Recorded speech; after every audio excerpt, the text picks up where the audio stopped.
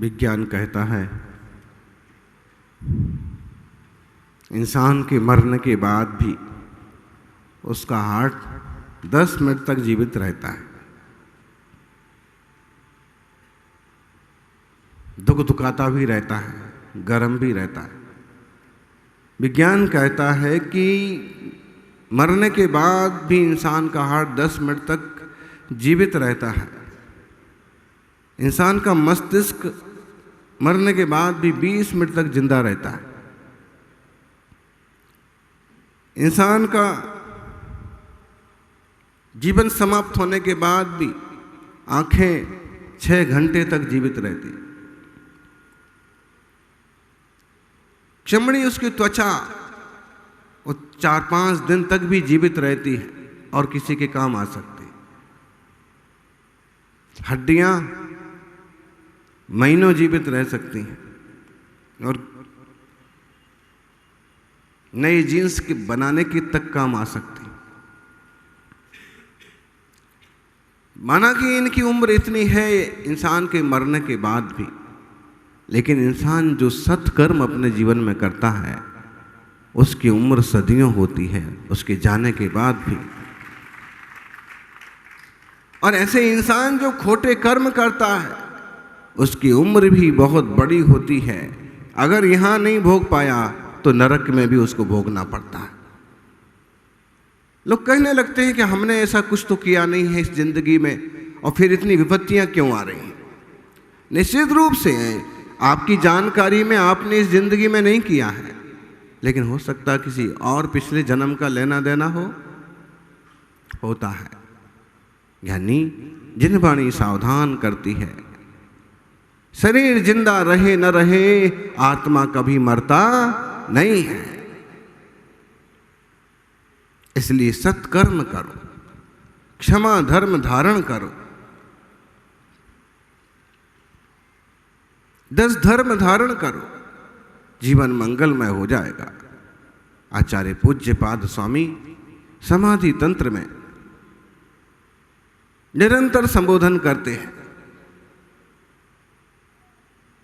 आज 55वां श्लोक है और वो कहते हैं केवल इंद्रियों के जंजाल में मत उलझो, इससे एक कदम आगे बढ़ो।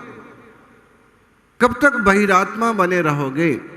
बहिरात्मा सुनता ही नहीं है। इतना प्रवचन हो गया, इतना मार्गदर्शन हो गया, फिर भी 54 श्लोक पूरे हो गए, फिर भी सावधान नहीं होता है। कहते हैं न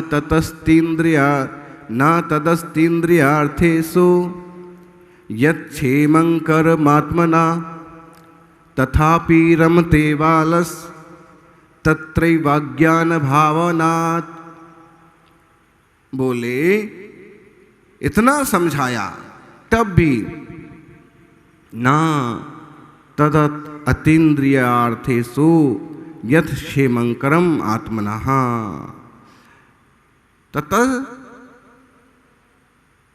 तद अस्ति इंद्रियार्थेषु। जो इंद्रियां है ना और इंद्रियों के विषय हैं, पदार्थ हैं, बोले इसमें कुछ भी तुम्हारी भलाई नहीं है। तुम समझते हो कि अच्छे अच्छे विषय मिल जाएंगे तो भला हो जाएगा, सुखी हो जाएंगे, ऐसा नहीं हो पाएगा। अगर ऐसा होता तो आज तक कोई तो तृप्त मिलना चाहिए, कोई तो संतुष्ट मिलना चाहिए। अनंत काल हो गया, असंख्य साल हो गए, आपके सामने ही 2500 बसंत हो गए, तो कोई एक आध इंसान आपको ऐसा मिला जो पूरी तरह से तृप्त हो गया हो? एक राजा हुए हैं ययाति। वैदिक परंपरा में इनकी कहानी बड़ी फेमस है। ययाति, उन्हें इंद्रिय विषयों का बड़ा लोभ था, बड़ी कामना थी। जब उनकी मरण भोगते भोगते और 100 साल पूरे होने को आए, मरने का वक्त आया,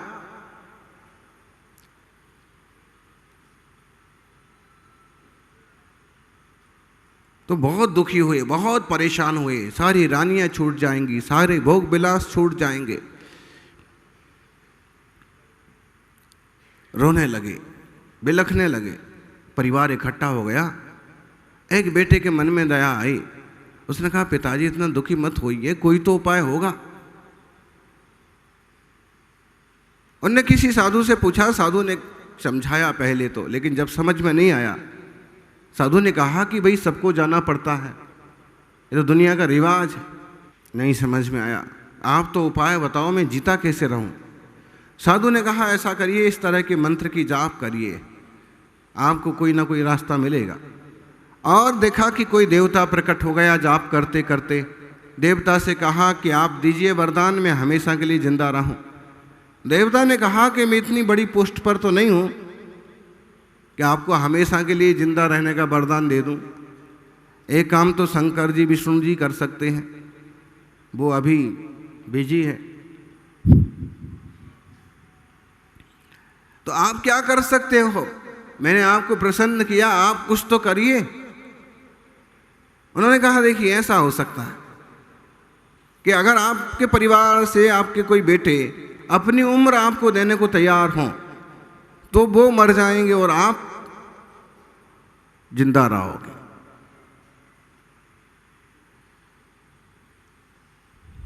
उन्होंने कहा, ये भी ठीक है।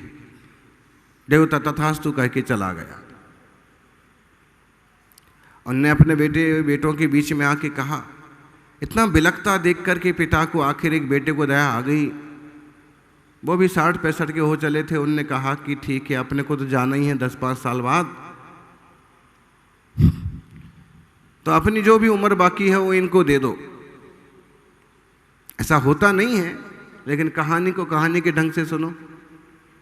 दे दी उम्र, वो मर गए। जब ये उम्र पूरी होने लगी, फिर वे लखने लगे। फिर कोई बेटे ने, फिर उनने उम्र दे दी, फिर वो मर गए। ये जीते रहे, लेकिन इनका स्त्रियों का शौक, इनका खाने पीने का शौक पूरा कभी। स्थिति ये बन गई कि परिवार के लोग हिकारत की नजर से देखने लगे। कैसे तुच्छ आदमी है, बेटों की उम्र लेकर के भी खुद मरने को तैयार नहीं है। अब वो कितना रोए, कोई उनको अपनी उम्र देने को तैयार नहीं। तब एक छोटा सा नन्हा सा बेटा था, मुश्किल से 8-9 साल का होगा। और जब देखा कि कोई भी इनकी हेल्प करने को तैयार नहीं है, तो उसने कहा कि दादाजी, पिताजी, मैं मरने को तैयार हूँ, आप मेरी उम्र ले लीजिए। सब लोग उसके आगे पीछे, अरे तुम्हारी उम्र ही क्या है अभी, तुमने तो कोई संसार का सुख देखा ही नहीं है, तुम्हारी तो शादी भी नहीं हुई, तुम्हारा तो कुछ भी नहीं हुआ, इतनी जल्दी क्या पड़ी। उसने कहा कि जल्दी नहीं पड़ी है। पहली बात तो इनका बिलखना देखते हैं तो हमें रहा नहीं जाता। दूसरी बात, जब इतने सालों साल दूसरों की आयु ले लेके भोगने के बाद भी इनको तृप्ति नहीं हो रही है, तो मुझे तृप्ति हो जाएगी इसकी कोई गारंटी नहीं है। मैं तो इनसे ही सीख लेता हूं कि संसार में कोई सुख नहीं है, आप हमारी आयु लो और जीना है जीते रहो, हम तो ये चले बन तप करेंगे। तप करने से तृप्ति मिलती है। कहते हैं राजा ययाति की तब आंखें खुली कि तृप्ति कभी होने वाली ना। तद आत्ति इंद्रिय अर्थेषु यत क्षेमंकरम आत्मना। इंद्रिय पदार्थों में, इंद्रिय विषयों में ऐसा कुछ भी नहीं है जिससे आत्मा का भला हो। बताइए। परसों सामूहिक भोज हुआ, क्या क्या था उसमें? सब रस थे। मिठाइयाँ कितनी थी? कौन कौन सी थी? कहाँ हैं वो मिठाइयाँ? परसों खाई थी, कहाँ हैं अभी?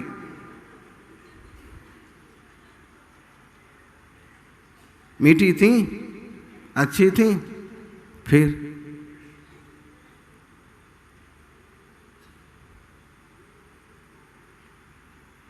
अब कहाँ है?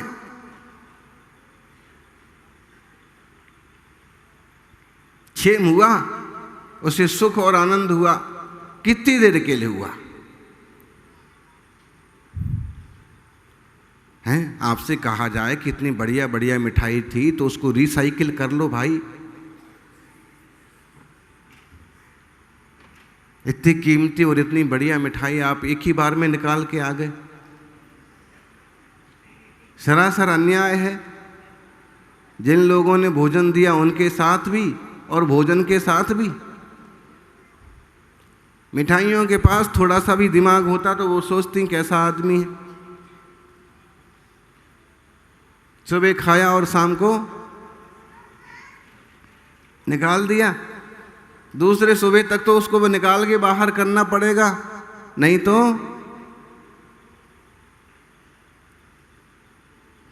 बैठने लायक नहीं रह जाएंगे। मतलब है कि चाहे अच्छे से अच्छे विषय भोग हों, लेकिन वो शाश्वत क्षेम करने वाले नहीं हैं। इंद्रियों के विषय, इंद्रियों का, शरीर का, मन का, आत्मा का कोई क्षेम करने वाले नहीं है। वो एक तरह की लालसा है, बस लालसा खत्म नहीं होती है। आज आप फिर रख दो 10 मिठाइयाँ, फिर खा जाएंगे, फिर कल शाम तक निकाल के आ जाएंगे। तृप्ति नहीं होना है। एक शब्द चला करता था, रोटी खाली, क्या बोलते थे? खाली। खाली का मतलब खाली, इधर डाली इधर निकाली, फिर खाली का। बड़ा जबरदस्त संबोधन है कि ज्ञानी इंद्रिय के कोई विषय भोग जो है ये क्षेम करने वाले नहीं हैं। थोड़ी देर के लिए अच्छा लग गया। जो लोग बलात्कार के मामले में जेल में सड़ रहे हैं, कितना सुख भोगा उनने? कितना सुख भोगा? बोलो। जिस महिला के साथ दुराचार किया, अन्याय किया, उसका जीवन तो जैसा बिगड़ा, जैसी अवनति हुई, जैसा नुकसान हुआ, जैसी बेइज्जती हुई सो ठीक। लेकिन ये आदमी जिसको ऐसे लग रहा था कि बहुत सुखी हो जाएंगे, तो इसको कितना सुख हुआ? कितनी देर का सुख हुआ? बोले क्षण भर का मजा, जिंदगी भर की सजा। इंद्रिय विषय ऐसे ही हैं। जब हम गंभीरता से विचार करते हैं तो मालूम पड़ता है कि एक समय में किया गया विचार 70 कोड़ा कोड़ी मिथ्यात्व की स्थिति बांधने में सक्षम है। कितने सागर पर्यंत जीव संसार में भटकेगा, दुखी होगा। यानी इंद्रियां तृप्त नहीं हो सकती हैं, इनको तृप्त नहीं किया जा सकता। और इंद्रिय विषयों से किसी तरह का क्षेम या आनंद नहीं पाया जा सकता। थोड़ी देर को अच्छा लग सकता है, वो शाश्वत नहीं होगा। और पदार्थ में मिठास हो सकती है, लेकिन मिठास को जानने वाले आप हैं। आप ज्ञानानंद स्वभावी है, जानते आप हैं। आनंद आपका स्वभाव है, मिठाई का स्वभाव आनंद नहीं है। डनलप के गद्दे को नहीं मालूम है कि मैं कितना कोमल हूं, ये आप मालूम करते हैं। इसी को नहीं मालूम है कि मैं कितना ठंडा हूं, वो जड़ है, मशीन है, ये आप मालूम करते हैं। जो आप मालूम करते हैं ना, तो ये ज्ञाता दृष्टा और आनंद स्वभाव वाले आप हैं। आप पदार्थ के पराधीन मत हो जाइए कि पदार्थ से सुख हुआ। मुनियों का तप करने का एक हेतु ये भी है कि उनने जान लिया कि पदार्थों में कोई सुख नहीं है। पदार्थ पदार्थ है। स्पर्श रस गंध वर्ण मेरा स्वभाव थोड़ी है।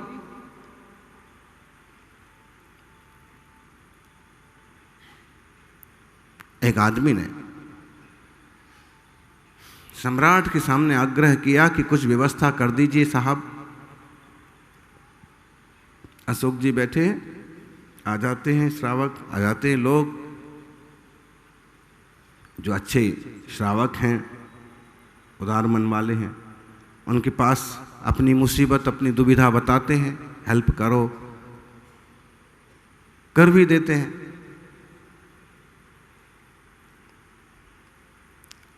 राजा से कहा कि आप कुछ तो दे दीजिए, कुछ तो कर दीजिए। राजा ने कहा ठीक है, हमारा खजाना खुला रहेगा, तुम्हारे नाम से ये पर्ची लिख देता हूं और 12 से 1 बजे तक हमारा खजाना तुम्हारे लिए खुला रहेगा। 7 दिन के भीतर कभी भी आ जाइए, 5 दिन के भीतर कभी भी ले जाइए। पहले दिन चला और देखा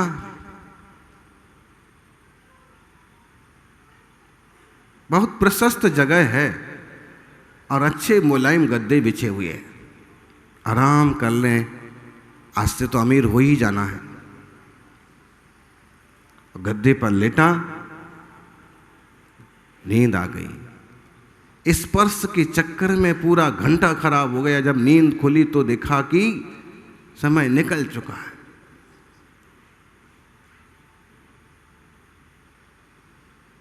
आज का दिन तो गया। राजा ने कहा कल का दिन है, कल चले जाइए। और कल जब निकले देखा काजू कतली, इतनी बढ़िया भोजनशाला, मुफ्त में खाना मिल रहा, और बस जैसे 5 मिठाइयाँ देखी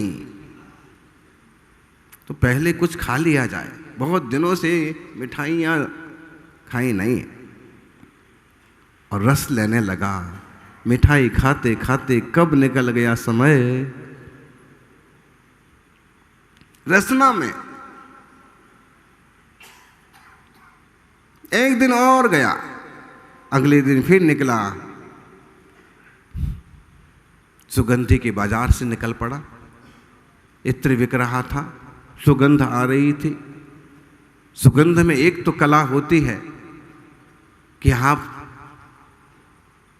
सुगंध वाले की दुकान से कुछ खरीदें न खरीदें, अगर उसके पास भी बैठ जाते हैं तो भी आप सुगंधित हो जाते हैं। और उस सुगंध वाले की दुकान से निकलने के बाद आप थोड़ी देर खुशबू देते हैं, लेकिन अगर किसी संत के सानिध्य में बैठ गए तो जो चारित्र की सुगंध पैदा होगी वो जिंदगी भर खुशबू देगी, अगले जन्म भी। खुशबू में ऐसे भाग गए भाई साहब की ध्यान नहीं रहा। निकल गया तीसरा दिन भी। राजा ने कहा कि देखो तुम्हारे 3 दिन निकल गए, चौथा दिन है और फिर 5वां है, इसके बाद कोई अवसर नहीं है, अब की बात भूल मत करना। उसने कहा साहब 3 बार गलती हो गई, अब गलती नहीं करेंगे। और फिर निकले, देखा बहुत बढ़िया मूवी लगी हुई है, बहुत बढ़िया सिनेमा, जाना तो है ही, इतने बढ़िया बढ़िया चित्र, इतने बढ़िया बढ़िया फोटो हैं, एक बार देख ले। बीच में से निकल के चले जाएंगे, लेकिन जब देखना चालू किया तो रंगीन चित्रों में, आभासी दुनिया में ऐसा खो गया कि वो समय भी निकल गया। घर पर पत्नी ने भी वो डांटा फटकारा, रोज रोज तुम्हें भोजन करा के उधार का ला करके तुम्हें भेजते हैं और तुम रोज समय बर्बाद करके आ जाते हो, आप ध्यान रखना। और जैसे ही अगले दिन निकले तो जिसकी कल्पना नहीं थी, ऐसा बढ़िया सिंगिंग प्रोग्राम हो रहा था, बॉलीवुड नाइट, वो डे में ही हो रही थी। बरसों बाद अपने मन माफिक गायक को सुनने का मौका लाइव मिल रहा था। उसने कहा कि टाइम काफ़ी है, 10-5 मिनट आधा घंटा यहाँ लगाते हैं फिर जाते हैं। और सुनने में जब मस्त हुआ तो सब भूल गया, और इस भूल में ऐसा फूल गया कि ब्याज के बदले मूल गया। जब होश आया तब देखा 5वां दिन भी निकल गया। एक रस स्पर्श में निकला, दूसरा रस में निकला, तीसरा घ्राण में निकला, चौथा चक्षु में निकला, 5वां कर्ण में निकला। अब राजा से खूब आग्रह किया कि कुछ तो दे दो साहब, कुछ तो। राजा ने कहा कि पूरा मौका दिया, अब हो गया तुम्हारा समय पूरा, अब तुम्हें 1 पैसा नहीं मिल सकता। कर्म रूपी राजा आयु रूपी राजा ने हमें इंसान का तन दे करके एक उपकार किया है, और इस उपकार का अगर हमने रत्नत्रय रूपी गोदाम, रत्नत्रय रूपी खजाने तक पहुंच करके इसे पा लिया तो जिंदगी में कुछ और पाने की जरूरत नहीं रहेगी। और अगर एक एक इंद्रिय के विषय में उलझ गए तो जिंदगी में कुछ भी पालो वो कुछ काम आने वाला नहीं है। ये समझ लीजिए ज्ञानी, पदार्थ तो पदार्थ हैं, वस्तु वस्तु है, वस्तुएं जड़ हैं, मैं चैतन्य भगवान आत्मा हूं। अपने चेतन तत्व को पहचानो। क्यों इस अज्ञान में डूबे हुए हो? चिरम सुषुप्तास्तमसि मूढ़ात्माना कोयोनिषु अनात्मी आत्मभूतेषु ममाहमिति जागृति। यानी समाधि तंत्र का 56वां श्लोक है। चिरम सुषुप्तास्तमसि, इस अज्ञान में बहुत काल से सोया हुआ है जीव। मूढ़ात्माना कुयोनिषु, और कौन सी योनियों में? कुयोनियों में। कुयोनि कौन सी है? बोले झाड़ू लगाने वालों की योनि, बुरे आचार वालों की योनि। ये बहुत अच्छी योनि है, इससे भी बहुत बुरी योनियां हैं। एकेंद्रीय पर्याय में जन्म ले लिया और साधारण में जन्म ले लिया तो कोई तुम्हें पहचानने वाला नहीं मिलेगा। अशोक जी, 10 लक्षण की पूजा सबने करी, उसमें एक लाइन आई, दमरी रूकन भाग बिकाया। किस किस को याद है? दमरी रूकन भाग बिकाया। दमरी रूकन भाग बिकाया मतलब क्या? इसका अर्थ बताएंगे विनोद जी? दमरी रूकन भाग बिकाया, अपन आज की भाषा में सरल शब्दों में समझो तो दमरी मतलब दमड़ी। वो बोलते ना, चमड़ी जाए पर दमड़ी ना जाए। मतलब एक था, जैसे पैसा होता है, इस टाइप का एक लेने देने का एक, क्या बोलेंगे उसको, आदान प्रदान करने का, रुपया टाइप से समझ लो। तो दमरी रूकन भाग बिकाया, एक दमड़ी के भाव में जितना ले जाओ। पालक के पत्ते हैं, आलू है, 5 रुपए में ले जाओ आधा किलो आलू। कितनी जीव राशि है उसमें? अनंत जीव राशि है। जो आलू है वह साधारण युक्त प्रत्येक वनस्पति है, और वो साधारण युक्त प्रत्येक वनस्पति हमेशा साधारण रूप में रहेगी। अनंत निगोदिया जीव हैं, इस भाव तोल दिया जाएगा, बोले क्या कीमत रहेगी? कई बार श्रावक समझ नहीं पाते हैं। साधारण जो वनस्पति होती ना, लौकी, तोरई, ये भी जब छोटी छोटी होती है, छोटे छोटे आम, छोटी छोटी भिंडी, जब तक इसके ऊपर लाइनिंग ना आए, जब तक इसके ऊपर ठीक से रोए ना आए, जब तक इसके बीज थोड़े पक्के ना हो, तब तक ये साधारण की श्रेणी में आता है। सुनना, एक श्रावक के यहाँ चर्या हुई तो टिंडे की हमने निकाल दिए, उसमें बीज ही पक्के नहीं हुए थे, बीजों का ही कोई रूप नहीं आया था, इतने मुलायम, इतने छोटे छोटे। किसी और के यहाँ तोरई, तोरई में ना कोई लाइनिंग आई, ना उसमें कोई रेशा बना, ना उसमें कोई बीज पड़ा। ये तोरई है क्या? और तोरई तो है महाराज, तोरई है, लेकिन ये श्रावक के भी खाने लायक नहीं है। समझ में आ रहा अम्मा? भैया छोटे छोटे कोमल कोमल तोल देना।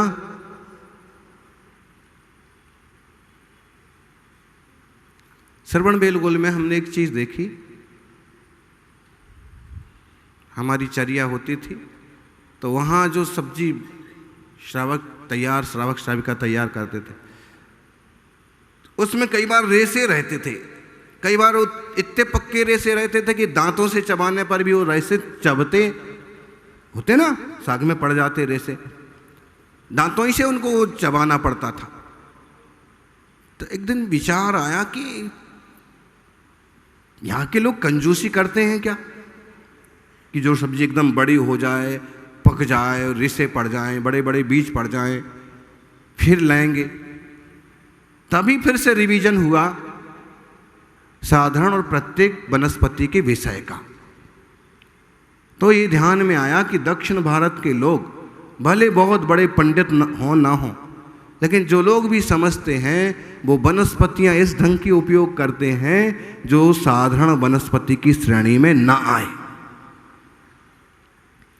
फिर एक प्रसंग और याद आया।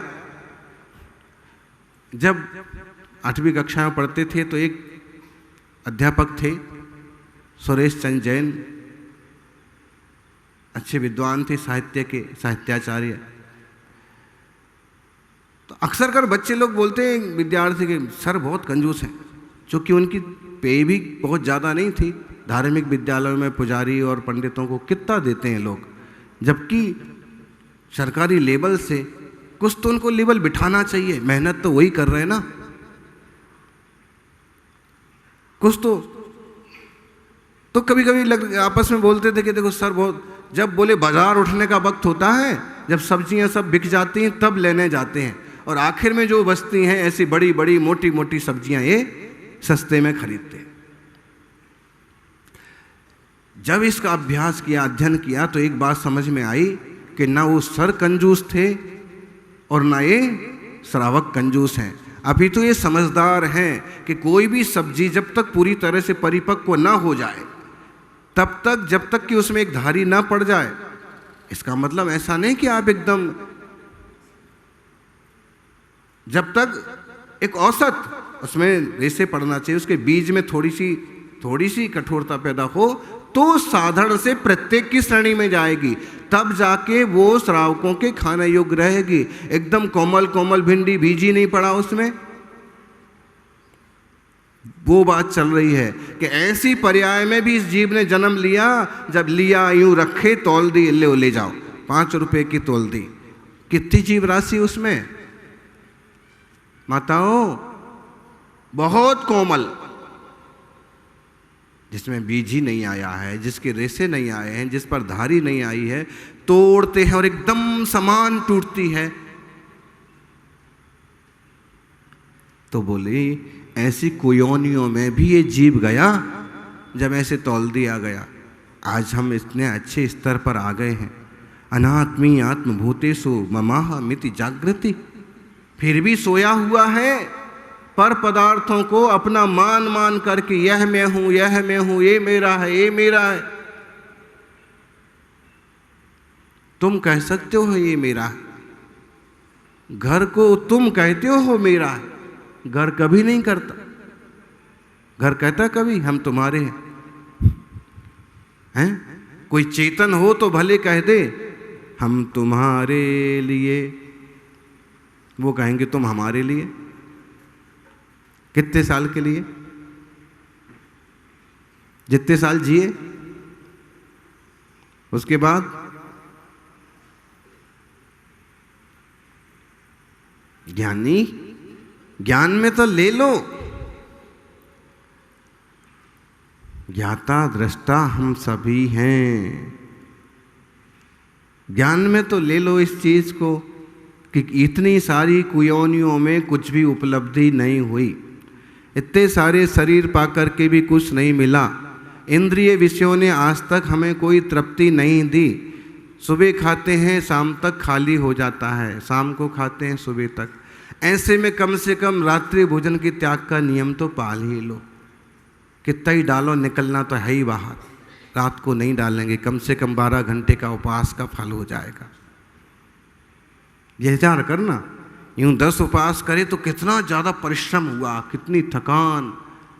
लेकिन अगर 1 महीने रात्रि भोजन का शुद्ध त्याग कर दिया ना, 1 महीने तक रात में पानी भी नहीं पिएंगे, तो 15 दिन के उपवास का फल बिना उपवास किए मिल जाएगा। मूढ़ात्मा ना, मूर्ख बहिरात्मा तमसी अज्ञान अंधकार में, कुयोनियों में, नरक निगोद आदि में, 2 इंद्रिय 3 इंद्रिय 4 इंद्रिय आदि में, 1 इंद्रिय पर्याय में, खूब चिरम चिरकाल तक रहा, सुसुप्ता सोता रहा। कोई पता है क्या? ये जो खड़ा है आम का पेड़, अशोक जी बोल रहे थे, है ना, इस साल का वृक्ष इतना बड़ा हो जाएगा और इसकी पूरी रखवाली होगी, ये अमुक का पेड़ है, तमुक का पेड़ है तो, और वो जिस पर्याय में, उस पर्याय में जितना आयुष्य होगा उसको रहना पड़ेगा। तो जहाँ खड़ा कर दिया वहाँ उसको खड़ा कर रहना पड़ेगा। वेदन तो वो कर रहा है, पानी मिल गया तो खुशी महसूस कर सकता है। कई बार हमें भी फील हो सकता है, पौधों को पानी दो तो पौधे थोड़े से एनर्जेबल दिखने लगते हैं। जब तेज आंधी चलती है तो पौधे जबरदस्ती में जितने झूमते हैं सो झूमते हैं। आप गौर करना कभी कि जबरदस्ती में जितने तूफान हिलाता उतने हिलते हैं, लेकिन उनकी कोशिश रहती है जैसे वो बंधे रहें, पत्ते उनके सुकड़े रहें, फल उनके गिर ना जाएं। आप गौर से देखिए कभी प्रकृति को, और कोशिश करते। और जब हल्का मौसम और एक हल्की सी हवा चलती है तो खुद झूमते हैं, उससे ज़्यादा झूमते हैं। मतलब जितना उनसे हो सकता, क्योंकि बिना मन का है, एक केंद्रीय है, लेकिन है तो अजीब। सुसुप्ता कुयोनी सो, एक इंद्रिय पर्याय में सोए हुए हैं। सोए हुए हैं मतलब क्या कर सकते हैं, क्या कर सकते हैं बताओ? वे चाहें कि नहीं, मुझे नहीं यहाँ खड़े होना, मुझे तो अच्छी मिट्टी में खड़ा करो, नहीं हो सकता है। कौन सुनने वाला? पेड़ पौधे, वनस्पति, जल, वायु, पानी भी लोग कैसे फैलाते हैं, आग भी कैसे जलाते हैं। सब चीज का कम से कम उपयोग करो। जीव राशि है, कोई योनि में सोए हुए हो, पेड़ की योनि में। अब जब उस योनि से मुक्त हो, और अगर मान लो कि कोई शुभ का आश्रय बंद हो गया तो इंसान भी बन सकता है। पेड़ की पर्याय से निकला हुआ जीव, धवला जी में लिखा है सतखंडागम में, पेड़ से निकला हुआ, पृथ्वी से निकला हुआ, जल से निकला हुआ, इन तीन स्थावरों से निकला हुआ जीव इंसान बन सकता। दो इंद्रिय आदि से आया हुआ, लेकिन इंसान बन के भी सोते रहे। पेड़ बन के सो रहे थे, कोई बात नहीं, वहां चांस नहीं है जागने की। और इंसान बन के भी पेड़ की ठूंठ की तरह सोते रहे तो क्या मतलब है? जागने का वक्त है। पर्यूषण हमें जगा के गए, अब साल भर जागते रहो, सही रास्ते चलते रहे। यानी अनात्मीयात्म भूतेषु ममाहम इति जागृति। जो अनात्मीय पदार्थ हैं, ये मैं हूं। I am body, I am, मैं शरीर हूं क्या? मैं शरीर नहीं हूं। आई एम सोल, मैं आत्मा हूं। पदार्थ में नहीं हूं। पदार्थ मेरे उपयोग के लिए हो सकते हैं, उपभोग के लिए हो सकते हैं, लेकिन मैं पदार्थ रूप नहीं हो सकता। लोगों के साथ सबसे बड़ी ट्रेजेडी ये होती है, समस्या ये होती है कि जिस जड़ का उपयोग करना चाहिए वो उसकी सुरक्षा करते हैं, और जिस चेतन की सुरक्षा होना चाहिए भी उसका उपयोग करते हैं। जड़ चीजों के पीछे चेतन रिश्तों को खराब कर देते हैं लोग, जबकि जड़ समझ में आ रहा? पुद्गल, पर, पदार्थ, ऐसा सूक्ष्म विज्ञान है जिनवाणी का। और इस जिनवाणी के सूक्ष्म विज्ञान को जो जानते हैं, समझते हैं, उनका जीवन मंगलमय बनता है। यानी विषय कसाय के भाव आत्मा के लिए अहितकारी हैं। इसी में समय गुजरता जाता है। एक इंद्रिय में कितना समय निकल गया, दो इंद्रिय में कितना समय निकल गया। बोले इस जीव को साधिक 2000 सागर के लिए 30 पर्याय मिली है। कितना बोलो?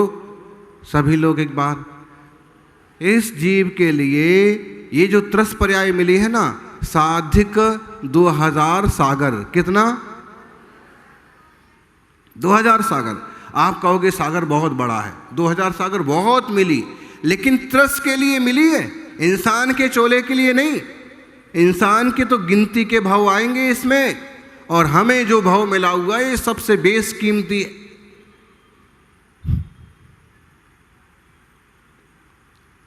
आप इसकी कीमत किसी संपत्ति से नहीं कर सकते।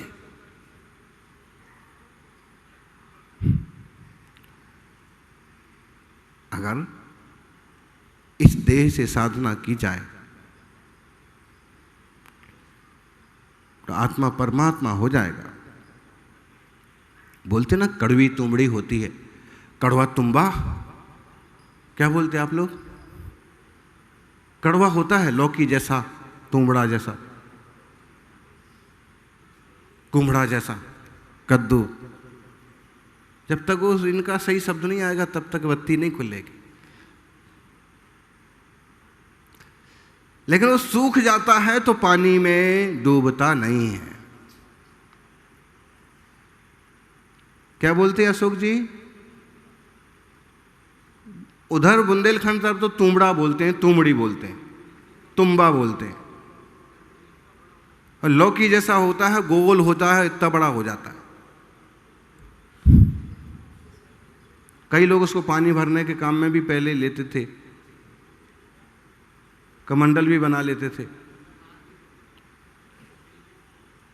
हाँ, तो जो कड़वा होता है अगर उसको खा लिया तो कई बार आदमी का मरना तक हो जाएगा। वो आता ना, एक मुनिराज को आहार दे दिया रानी ने गुस्से गुस्से में, और उनको कड़वी तुमड़ी खिला दी और मुनि का मरण हो गया।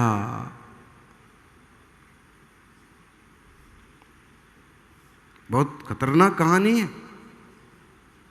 मुनिराज आ रहे थे शहर की तरफ, तो राजा ने कहा कि रानी जाओ मुनि का आहार करा के आओ। रानी को इतना, राजा की तो आज्ञा मानना पड़ी, लेकिन मुनि पर गुस्सा आया। मैं राजा के साथ वन क्रीड़ा के लिए जा रही थी और ये अभी आ गए, अब मैं इनको मजा चखाती हूँ, अब मैं इनको कराती हूँ आहार। बताइए कैसी नास्तिक बुद्धि। और उसने कड़वी तुमड़ी का आहार दे दिया। मुनिराज का जहर सहन नहीं हुआ।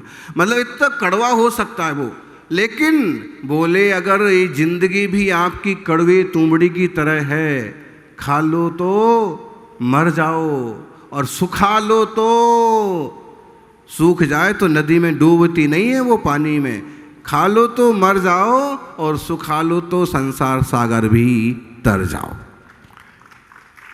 सुखा लो मतलब तपस्या करके, त्याग करके देह को सुखा लिया तो संसार भी तैरने के काम आ सकता। अपन सभी इस मंगलमय जिन मार्ग को समझें, जिनवाणी के सूत्रों को पकड़ें और देह के स्तर से थोड़ा सा ऊपर उठने की कोशिश करें। देवशास्त्र गुरु की आराधना का यही महामंगलकारी फल होगा कि हमें भेद विज्ञान हो, हम अपनी भूमिका के अनुसार कर्तव्य करते हुए आत्मदृष्टि संपन्न बने और इस भाव से पार जाने का उपक्रम करते रहें।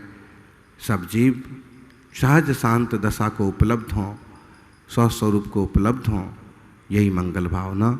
जय बोलिए 24 तीर्थंकर भगवान की।